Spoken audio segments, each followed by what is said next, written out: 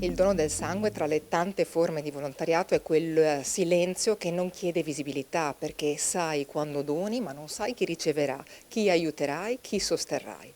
Quindi questa ultramaratona che da Vicenza arriverà fino in Piazza San Marco a Venezia e che iconicamente è anche un luogo di accoglienza da sempre nei secoli, è una maratona che va ben oltre la dimensione sportiva, è una maratona di sensibilizzazione. In un tempo in cui ci sono tanti personalismi, ancora più importante è proprio sottolineare il fatto che non c'è competizione, ma alla corsa si arriva tutti insieme. Una bellissima iniziativa, una camminata da Vicenza a Venezia per sensibilizzare alla donazione del sangue. È fondamentale aiutare le persone in difficoltà, in sanità abbiamo bisogno di sangue, questa camminata che si partirà da Piazza del Signore mi rende orgoglioso di sostenere Fides in questa iniziativa. L'arrivo è previsto per il giorno dopo, partendo la sera prima, ma sarà ovviamente una passeggiata di alcune decine di chilometri da Vicenza fino a Venezia. Per noi è fondamentale promuovere la donazione di sangue come gesto anonimo e gratuito.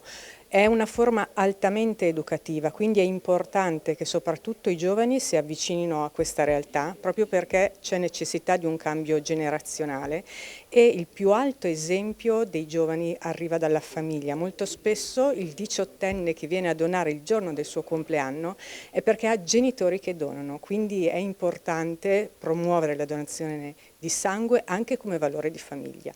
Sensibilizzare alla donazione del sangue perché ce n'è bisogno e dobbiamo sensibilizzare la comunità, soprattutto i giovani, cercando di farlo diventare un percorso di vita.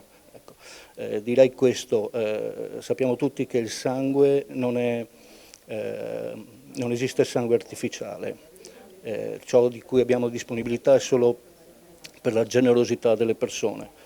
Per cui noi siamo convinti che ogni donatore sia anche concretamente un costruttore di vita, quindi è indispensabile ed è importante che noi sensibilizziamo la comunità e non solo la comunità, tutto ciò che sta attorno. Insomma.